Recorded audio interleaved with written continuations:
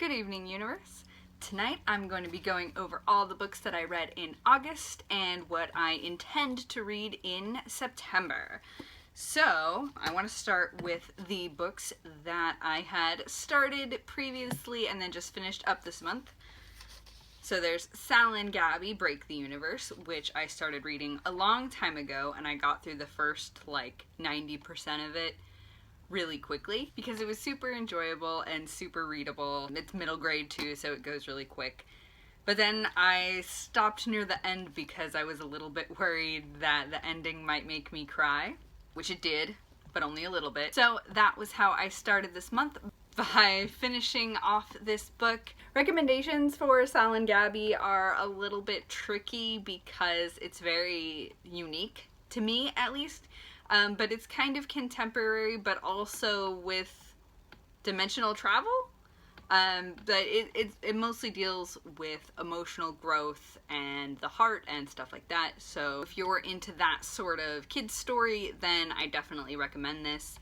Personally, I really liked it because one of the main characters has a whole bunch of dads, and that's really relatable to my life because I have, as I've said before, 7 parents.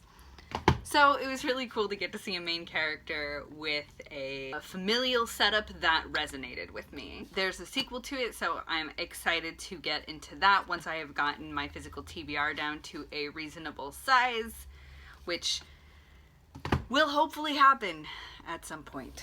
Then, I mentioned this in my last wrap-up, but I finished Kingdom of Souls this month, also kind of near the beginning. I had about 100 pages to go when I was talking about it before, so just real quick, I just wanted to say that the ending was fantastic. I loved the direction that the story went. I think that the ending made a lot of sense because you think one thing is happening, but then it's actually this other thing, but it's been led up to in a really successful way. It was super good. Highly recommend Kingdom of Souls. Like I said before, if you liked Victoria Aveyard's Red Queen series, or if you liked Leigh Bardugo's Grishaverse books, then I would definitely recommend this. The magic system is super cool. There's a lot of built-in theology with the world that is really neat. Next up, I read Midnight Sun by Stephanie Meyer. If you don't know what this is, it is the retelling of Twilight from Edward's perspective. So we follow the perspective of a 17-year-old vampire as he falls in love with a mortal girl for the first time and his attempts to not murder her in the process. I really enjoyed Midnight Sun. It was so nice to go back to that world that I already knew, and I knew what to expect, so it was really nice to have something familiar. Also, Edward was my favorite character in the books, so it was a lot of fun to hang out with him so closely. It is much longer than the original Twilight because Edward has more time since he doesn't sleep, and also because he overthinks everything that he does. And that was fun. Also very relatable. It definitely has a sadder ending. Edward basically does not have... Well, I don't want to give spoilers for Edward's perspective on things, but he is definitely a more dour protagonist than Bella. And since I was into reading things that I started reading 10 years ago, I also read the first 4 volumes of Fruits Basket. I read some of these in high school. I don't remember exactly how far I got, but I didn't finish it. That much I remember. And so I've been collecting the volumes again, and I've really been wanting to finish the series. These are perfect for... I say they're fluffy, and they kind of are, but they're also a lot of really dark, intense, sad themes that often occur in anime and manga in my experience. But it's basically based around the Soma family. 13 members of their family are cursed to become animals from the Chinese zodiac if they are hugged by a member of the opposite sex, or if they weaken a lot. So if they're really sick, something like that, then sometimes they'll transform back. So it follows Toru, who is not a member of the Soma family, but she comes to live in their household and starts to meet them, and interact with them, and it's really cute and fun and also emotional. So far, the major themes that I've been seeing have been like self-worth, identity, and becoming emotionally vulnerable. And the last thing I finished this month was Stars Above by Marissa Meyer. It was my work read for August, and I actually just finished it last night. If you don't know what it is technically the 6th book in the Lunar Chronicles universe, and it's a collection of short stories about various characters inside the universe.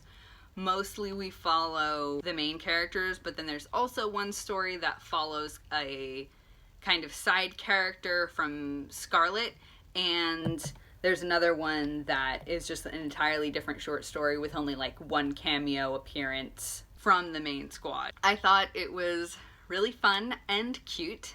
My favorite was definitely The Princess and the Guard, which follows Princess Winter from the 4th book and explains how she and Jason, I always want to call him Jason, but I'm pretty sure it's Jason, got to where they are in Winter. The only thing I wish was different was I wish The Princess and the Guard had been integrated into Winter a little bit more, because it really made Winter's character come to life more powerfully than just her book alone. And it really showed how Winter and Jason, how their, relationship over time has grown, and where their friendship has come from. And I thought that was really integral to the story of Winter. I recognize that the book was already like 700 pages, so that's probably why it wasn't in there, but I think it would have added some extra depth if it had been. And that was pretty much everything I read during August. So for September, I am probably going to be reading the next 2 or 3 volumes of Fruits Basket. Originally, my TBR for August had included the second 2 novels in the Timekeeper trilogy, so Chainbreaker and Firestarter. However, I did not get around to reading those, so I'm going to read them hopefully this upcoming month. And I also just began on The Wicked King, so I'm planning to finish that this month, as well as The Queen of Nothing. I have a coworker friend who just finished The Queen of Nothing and is really itching to talk about it with me, and I was a big fan of The Cruel Prince, so I'm excited to get through that and get to discuss some things with her. I might read the first 2 volumes of the special edition of Sailor Moon. I have kind of been saving them, but I do plan on reading a couple of little short things here and there. They seem to be working really well with reducing my stress with coronavirus, and also I live in California and my state just kind of keeps catching on fire. So that's cool. So the stuff that I'm reading is really stuff that I feel like will help soothe those anxieties and really sweep me away into another world that isn't on fire, or that is on fire in an entertaining way that doesn't have anything to do with me. That being said, I'm also planning to read Beyond the Black Door sometime soon. And if I'm really into reading this month and I get through all of those things that I listed, I will probably pick up Ghosts of the Shadow Market by Cassandra Clare, another short story collection. I really enjoy these, actually. These short story collections set in familiar worlds. If you've read the Leigh Bardugo one, I think it's called The Language of Thorns, let me know if it was good. It sounds like it probably was. I love Leigh Bardugo. I think she's really talented and I love her writing style. So I might check that out at some point. I've realized that I'm rambling again. So at this point, I'm going to say, good night, universe.